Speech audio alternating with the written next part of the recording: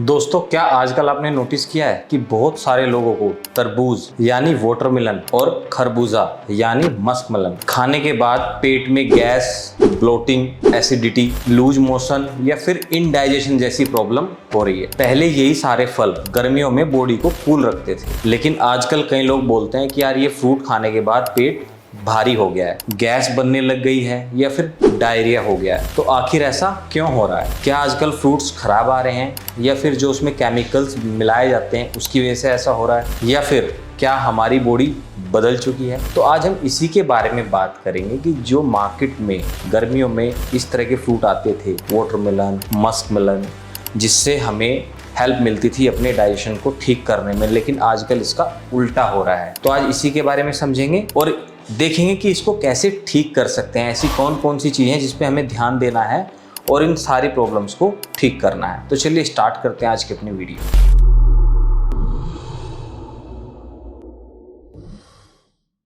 Hello दोस्तों, welcome back to Powergenix. This is Vikas. तो जैसे कि आज हम बात कर रहे हैं, जो गर्मी में फ्रूट आते हैं, तरबूज या फिर खरबूजा, इसको खाने से पेट खराब क्यों हो रहा है। तो चलिए पहले थोड़ा सा ये समझते हैं कि पहले के मुकाबले अब क्या बदल गया है। सबसे पहले एक बात समझिए, आजकल जो फार्मिंग है वो पहले जैसी बिल्कुल भी नहीं रही। डिमांड इतनी ज़्यादा बढ़ गई है कि कई बार फ्रूट्स को जल्दी बड़ा करने और जल्दी मार्केट में भेजने के लिए पेड़ से जल्दी तोड़ दिया जाता है, और कुछ जगह पर आर्टिफिशियल राइपनिंग भी की जाती है ताकि फल जल्दी लाल और मीठा दिखे। अब थोड़ा सा ओवरव्यू देखते हैं, राइपनिंग क्या होती है। देखिए, फ्रूट को समय से पहले पकाया जाता है।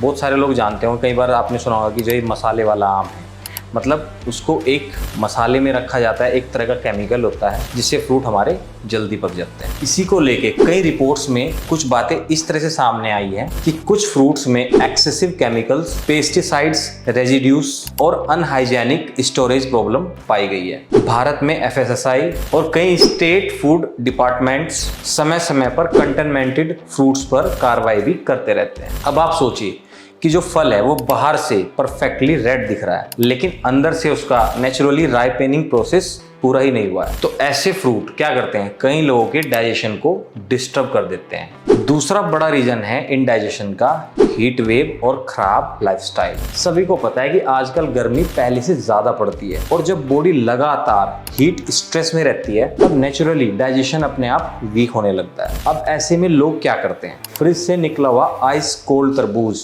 एक साथ आधा किलो तक खा जाते हैं, ऊपर से कोल्ड ड्रिंक, साथ में ऑयली फूड, और बाद में बोलते हैं कि यार पेट खराब हो गया। असल में सडन कोल्ड फूड और ओवर हाइड्रेशन स्टमक एसिड को टेम्परेरी डाइल्यूट कर सकते हैं, जिससे डाइजेशन स्लो पड़ सकता है। लेकिन अब आता है सबसे ज्यादा इंपॉर्टेंट पॉइंट। बहुत सारे लोग क्या करते हैं, फ्रूट काटने से पहले उसका आउटर सरफेस क्लीन ही नहीं करते, खासकर खरबूजा, क्योंकि उसकी आउटर स्किन पर बैक्टीरिया और डर्ट जमा हो सकते हैं, और जब नाइफ उसके सरफेस पर चलता है तो वो बैक्टीरियाज उसके अंदर चले जाते हैं। यूएस एफडीए और कई इंटरनेशनल फूड सेफ्टी एजेंसीज ने भी मेलन कंटेमिनेशन के केस रिपोर्ट किए हैं, जहां खराब हैंडलिंग की वजह से लोगों को फूड पॉइजनिंग तक भी हुआ है। इसलिए कई बार प्रॉब्लम फल में नहीं होती है, फूड की हैंडलिंग खराब होने की वजह से भी होती है। अब एक अनकंफर्टेबल ट्रूथ आपको बताता हूँ, प्रॉब्लम सिर्फ फ्रूट्स में नहीं है, हमारा लाइफस्टाइल भी बहुत ज्यादा खराब हो गया है। लेट नाइट खाना, कम स्लीप, स्ट्रेस, कम फिजिकल एक्टिविटी और साथ में प्रोसेस्ड फूड, इन सब की वजह से हमारी गट हेल्थ पहले से ही वीक हो चुकी है। अब जैसे हाई शुगर या फिर हाई वोटरी फ्रूट्स हम ज्यादा क्वांटिटी में खाते हैं तो हमारी बॉडी रिएक्ट करने लगती है। कुछ लोगों को फ्रुक्टोज इंटॉलरेंस या फिर आईबीएस जैसी कंडीशन भी होती है, जिससे हेल्दी फ्रूट्स भी आपको इनडाइजेशन कर सकता है। अब सवाल आता है कि इन सारी चीजों से कैसे बचें। क्या तरबूज और खरबूजा खाना बंद कर दे?